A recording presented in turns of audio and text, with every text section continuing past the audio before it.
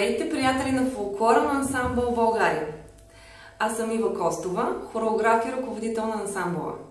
Както всички знаете, тази година, на 11 ноември, ще отбележим нашата 10 годишнина, която нарекохме Шарено по 10. В следващите дни ще се запознаете с нашите танцори. Хора с огромни сърца и души пълни с любов към фолклора, танца, музиката и живота. Наслаждавайте се! Здравейте, казвам се Анета и съм от Пещера. Работя като детска учителка в Монтесори градина.